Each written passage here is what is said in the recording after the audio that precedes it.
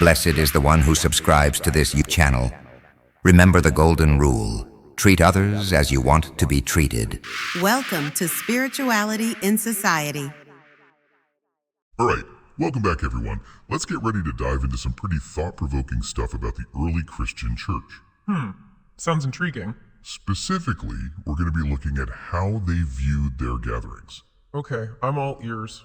I mean, when we think about early Christians meeting, we tend to picture worship services. Yeah, that's kind of the default image. But we're going to explore the work of Tom Wadsworth, a researcher who's dedicated over 45 years to studying this topic. Wow, 45 years, that's dedication. And what's fascinating is that his research suggests that our image of early Christian gatherings as worship services might be way off.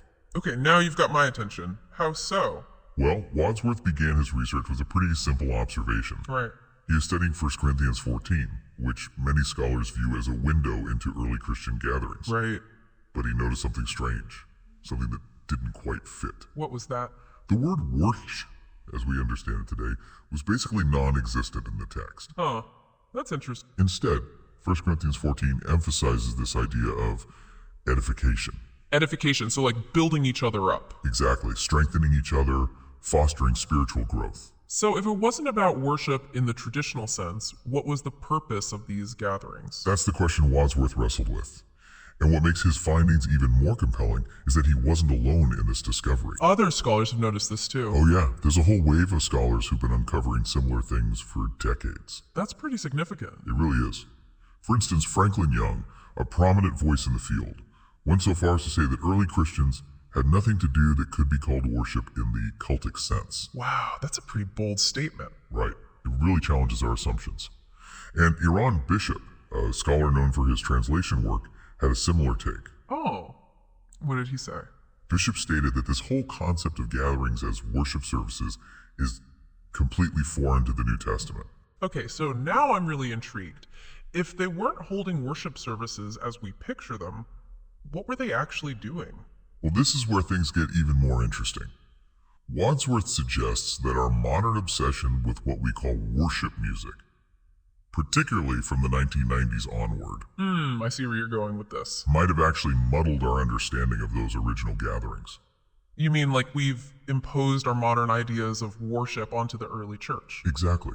It's like we're viewing an ancient mosaic through a modern lens, and it's distorting the image. That makes sense. We need to kind of wipe away those preconceptions. Right, and in order to dig down to that original foundation, we need to re-examine the language itself. The language. Yeah, the way we use the word worship today is so broad, it's become this catch-all term that might not accurately reflect what early Christians were actually doing. I can see how that could be a problem. We might be losing some of the nuance. Exactly, and Wadsworth went deep into those Greek words, often translated as worship today. So what did he find? What's fascinating is that none of those words are truly synonymous. They all point to different things, different ways of relating to the divine. So trying to fit them all under the umbrella of worship is... Kind of like trying to cram a square peg into a round hole. Yeah, I get it. The word just doesn't quite capture the complexity. Exactly. And on top of that, there's this tendency we humans have to sacralize things, to make them more holy or sacred than intended. That's an interesting point. We take a practice, or even an object, imbue it with a sense of holiness, and boom, suddenly it becomes untouchable, unchangeable. Like putting it behind a velvet rope in a museum. Look, but don't touch. Precisely. And so, when we look at these early Christian gatherings, We might be projecting that sense of sacredness onto them, even if it wasn't originally there. exactly, we automatically think formal rituals, dedicated spaces. When the reality might have been much more informal, more integrated into everyday life. Yeah, instead of envisioning grand services in ornate buildings. We should maybe be picturing gatherings in homes. Cozy, informal, focused on interaction. And to understand the real purpose of these gatherings, we need to shift our focus away from worship and towards something entirely different. Okay, now I'm on the edge of my seat. What was this something different? If not worship, then what? Remember that word edification we talked about? Building each other up? That's the key. Those gatherings were all about encouraging growth, fostering community. It was less about performing rituals for God. And more about supporting and strengthening each other. Exactly. It was a horizontal purpose, Yeah. aimed at mutual support and growth. I see. So how did this edification actually play out in their gatherings? What were they doing? Well, that's a great question, and one we'll be exploring in more detail in just a bit. Imagine walking into a home, not a grand cathedral, and finding a group of people gathered. Okay, I'm picturing it. Dressed in everyday clothes, just relaxed and comfortable. A very different scene than what we typically associate with church. Right, there's a sense of warmth and familiarity. Children might be running around. Everyone's engaged in lively conversation. So what was actually happening in these gatherings? What kinds of things were they doing if it wasn't formal worship? Well, they were sharing teachings. Maybe someone had received a revelation and they'd share that. Like insights from scripture or personal experiences? Exactly. They might share prophecies they'd received. Of course there was singing. Ah, so the music element was still present. Oh yeah, and they prayed for each other. Sometimes they even offered correction when necessary. Wait, correction, like calling each other out on things. Yeah, but it wasn't about harsh judgment or anything like that. More like accountability within the community. So coming from a place of love and wanting to help each other grow. Exactly. They were genuinely invested in each other's spiritual well-being. And this emphasis on mutual edification makes total sense when you consider that they were often just meeting in homes. Yeah, I can't imagine a super structured liturgy taking place in someone's living room. Right. The setting really shaped the atmosphere. It fostered that sense of intimacy and informality, which in turn encouraged open dialogue and participation. And this shift in perspective really has some big implications for us today. How we understand our own gatherings. You mean like instead of trying to create the perfect worship experience? What if we focused on creating spaces where people could truly connect, learn, and grow together? So less about performance or spectacle, more about genuine interaction and mutual support. Exactly, like that warm, inviting living room setting we were talking about. It makes you wonder if we've accidentally added all these layers of sacredness to something that was originally much simpler. You keep bringing up that word sacralize. Can you unpack that a bit more in this context? Well, think about how we often approach church. The building itself, the music, the way we dress. We tend to add all this formality and ritual. It's like we're trying to elevate it somehow. But maybe in doing so, we're actually obscuring the simplicity and intimacy that characterized those early gatherings. Right. It's not that reverence and respect aren't important, but this overemphasis on the sacred can sometimes actually hinder our ability to truly connect with each other. To be vulnerable and authentic in our shared faith journey. Exactly. So maybe by stripping away some of those layers of formality and sacredness, we might actually rediscover a more genuine and more powerful form of community. it's worth considering. And what's really remarkable is that the early church, despite its seeming simplicity, was incredibly effective. It spread like wildfire. So there's something to be said for getting back to basics. Rediscovering the power of those simple yet profound gatherings centered on building each other up. Okay, but I have to admit, I'm still grappling with something. If they weren't focused on worship as we typically understand it, how did they experience God's presence in those gatherings? That's a great question. And it's important to remember that vertical elements, those directed towards God, were still very much present. You mean like prayer and singing? Absolutely. But those weren't isolated acts of worship. They were interwoven with that larger purpose of edification. So it's not like those things were just rituals they performed for God's benefit. Right. They were expressions of their shared faith, their love for God, and their desire to support one another, all intertwined. Ah, I'm starting to see the distinction.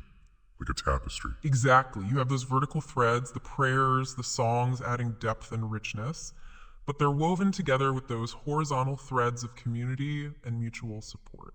Creating something beautiful and powerful. It's that balance, that integration of our relationship with God and our relationships with each other that creates something truly transformative. It feels like we've stumbled upon a lost treasure. Indeed. And like any treasure, it's not just about finding it. It's about understanding its value and putting it to good use. Okay, so let's dig a little deeper. What were some of those specific activities that made these gatherings so impactful? What can we learn from them today? Well, let's take a closer look at some of those New Testament passages Wadsworth analyzed and see what patterns emerge. So we're diving into those New Testament passages looking for clues about what made those gatherings so impactful. Unpacking this treasure chest of early Christian practices, right? Exactly. And what really jumps out is how many of their activities were what we might call horizontal, focused on interacting with each other, building each other up. Okay, so not just focused on God. Right, not solely vertical. They were actively involved in each other's lives and faith journeys. Can you give some specific examples of what this looked like in practice? What were they actually doing? Well, I think teaching, sharing prophecies.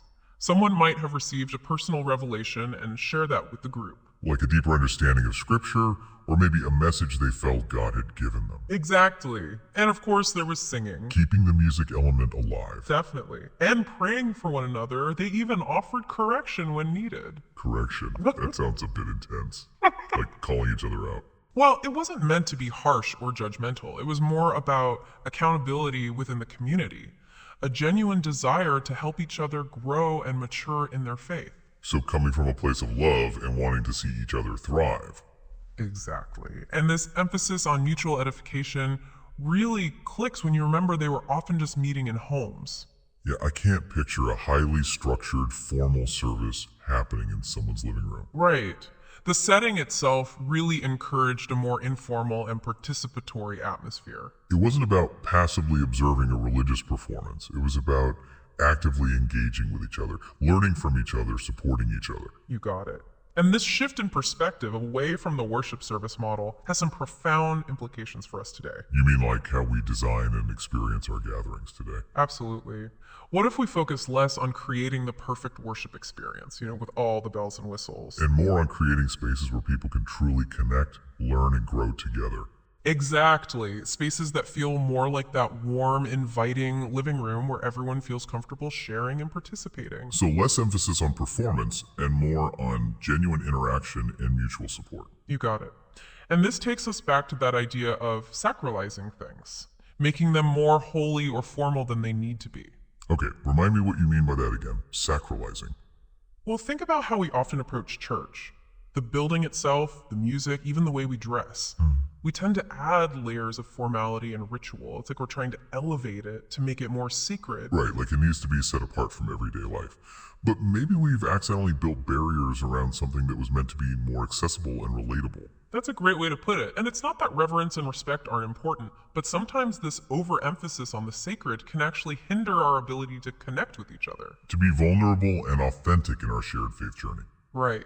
It can create a distance. So maybe, just maybe, by stripping away some of those layers of formality and sacredness, we might actually rediscover a more genuine and powerful form of community. It's definitely worth considering, and what's truly amazing is that the early church, despite its simplicity and informality, was incredibly effective.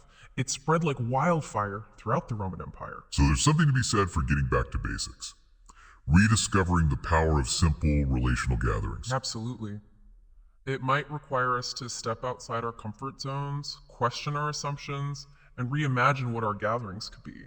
But the potential is huge, right? If we could recapture that spirit of authentic community and mutual edification that characterized the early church. Exactly. And that's really the invitation I want to leave our listeners with today. What if the key to experiencing the fullness of faith isn't about perfecting our individual worship, but about rediscovering the transformative power of walking alongside one another, supporting each other, encouraging each other on the journey? It's a question worth pondering. Absolutely. Thank you so much for taking us on this deep dive. It's been incredibly thought-provoking. It's been my pleasure. And to our listeners, keep exploring, keep questioning, and keep seeking those hidden treasures of faith and community. Until next time.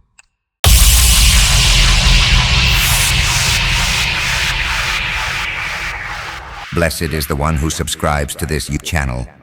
Remember the golden rule: treat others as you want to be treated.